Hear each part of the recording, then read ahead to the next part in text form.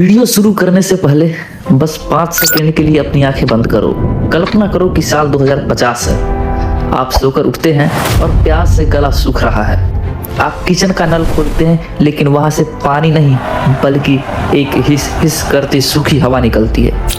आप खिड़की से बाहर देखते हैं तो पूरा मोहल्ला एक बोतल पानी के लिए एक दूसरे का खून बहा रहा है। क्या आपको लग रहा है यह किसी फिल्म की कहानी है?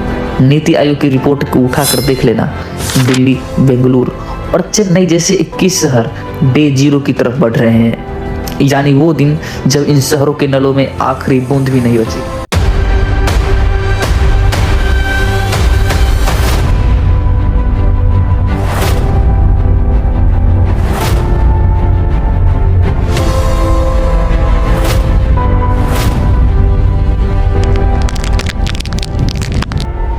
हम मंगल ग्रह पर पानी ढूंढ रहे हैं, लेकिन जिस मिट्टी पर खड़े हैं उसे हमने खुद बंजर बना दिया है। आज इस वीडियो में मैं आपको वो सच बताऊंगा जो न्यूज़ चैनल नहीं दिखाएंगे और ना ही सरकारें दिखाएंगे। हम उस वाटर माफिया का खाल उधेड़ेंगे जो आपकी प्यास का सौदा कर रहा है। अगर आप अपने बच्चों को विरासत में सिर्फ जहरीली धूल नहीं देना चाहते तो आगे तक इस वीडियो में हमारे साथ सच को देखिएगा। सब्सक्राइब करना या ना करना ये आपकी मर्जी है, लेकिन इस सच को जानना आपकी मजबूरी है। मैंने जब नासा के ग्रे सैटेलाइट का डेटा देखा तो मेरी रूह कांप गई। पूरी दुनिया में तेजी से गिरता हुआ जलस्तर कहीं और नहीं बल्कि हमारे भारत में है। हमारे दादा परदादा 40 फीट पर मीठा पानी पीते थे। आज हम 1000 फीट नीचे पाताल खोद रहे हैं। इसे रिसर्च की भाषा में हाइड्रोलॉजिकल सुसाइड कहते हैं, यानी अपनी प्यास बुझाने के लिए खुद की कब्र खोदना। नीति आयोग कहता है कि हमारा 70% पानी प्रदूषित है। जरा सोचिए, हम वो पानी निकाल रहे हैं जिसे धरती ने लाखों सालों में सहेजा था, और बदले में उसे क्या दे रहे हैं? कंक्रीट के जंगल। हमने अपनी झीलों पर फ्लैट्स बना लिए, नदियों को बांध दिया और अब उम्मीद करते हैं कि कुदरत हमें माफ़ कर देगी। जब खेती बंद होगी और अनाज की कीमत 500 रुपये किलो होगी तब हमें समझ आएगा हमने पानी नहीं अपना भविष्य बहा दिया। अब उस कड़वे सच पर आते हैं जिससे सबको डर लगता है। जब कोई चीज़ खत्म होने लगती है तो वह माफिया पैदा होता है। आज बेंगलुरु और दिल्ली जैसे शहरों में ये टैंकर माफिया एक पैरेलल सरकार चला रही है। हजारों करोड़ों का धंधा है। ये लोग अपनी ज़मीन का पानी चुराते हैं और फिर ये आपको हजारों रुपए में बेचते हैं। सबसे गंदा खेल पता है क्या है? कई जगह पर पाइपलाइन का काम जानबूझकर अटकाया जाता है ताकि इन टैंकर वालों की तिजोरियां भरती रहें। एक गरीब आदमी अपने दिन भर की कमाई का आधा हिस्सा सिर्फ पानी के पीने पर खर्च कर रहा है।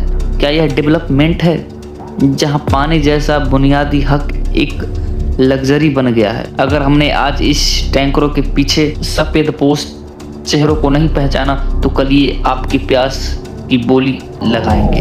आपको क्या लगता है आप अमीर हैं? आपने लाखों का आरओ लगा लिया है तो आप बच जाएंगे। हकीकत यह है कि भारत के 25 राज्यों के पानी में यूरेनियम, आर्सेनिक और फ्लोराइड जैसे जहर घुल चुके हैं। यह कोई इत्तेफाक नहीं, यह दशकों के इंडस्ट्रियल कचरे का नतीजा है जिसे हमने अपनी नदियों में बिना सोचे समझे बहा दिया। यमुना का वो सफ़ेद झाग जिसे हम फोटो खींचने के लिए इस्तेमाल करते हैं वो हमारे डीएनए को बदल रहा है।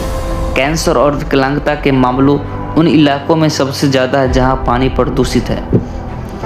हम एक ऐसी सभ्यता बन गए हैं जो अपनी ही माँ को नाला बनाकर उसमें जहर घोल रही है। प्यास तो लगेगी ही, पर जो पानी मिलेगा वो आपको मरने के लिए काफ़ी होगा। देखो यार, समस्या बहुत बड़ी है लेकिन इसका समाधान कोई रॉकेट साइंस नहीं है। हमें बस अपनी जड़ों की तरफ लौटना होगा।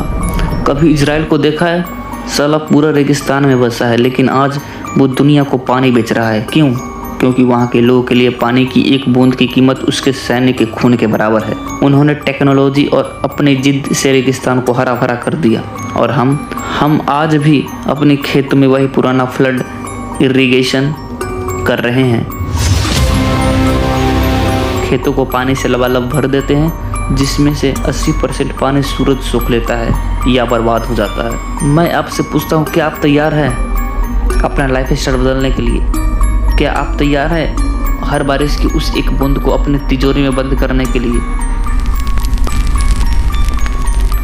अब ये रेन वाटर हार्वेस्टिंग कोई फैंसी शब्द नहीं रह गया है, ये हमारे सर्वाइवल का इकलौता रास्ता है। हम अपनी नदियों के किनारों पर कंक्रीट के मकान बनाए जा रहे हैं, ज़मीन का दम घोट रहे हैं। अगर धरती सांस नहीं लेगी तो पानी अंदर कैसे जाएगा। मैंने खुद अपनी छत पर एक छोटा सा सिस्टम लगाया है और यकीन मानिए, जब आप पहली बार उस बारिश के पानी को सहेजते हैं तो सुकून मिलता है, वो अलग ही होता है। हमें हर घर, हर छत और हर मोहल्ले में पानी सहेजने का युद्ध शुरू करना होगा। अगर आज हम नहीं जागे तो कल हमें पानी पीने के लिए नहीं बल्कि पानी की याद में रोना होगा। यह शुरुआत किसी सरकार को नहीं, मुझे और आपको अभी इसी वक्त करनी होगी, वरना आने वाला कल इतिहास में सबसे प्यासी और सबसे बेवकूफ़ सभ्यता के नाम से याद रखेगा। वो लोग जिनके पास सब कुछ था, बस अकल नहीं थी। इस वीडियो को हर उस शख्स को भेजो जो पानी बर्बाद कर रहा है। उसे बताओ वो किसी का हक नहीं बल्कि अपनी असली नस्ल की मौत की इबारत दे रहा है। जाग जाइए, इससे पहले कि धरती का गला हमेशा के लिए सूख जाए। धन्यवाद। जय हिंद।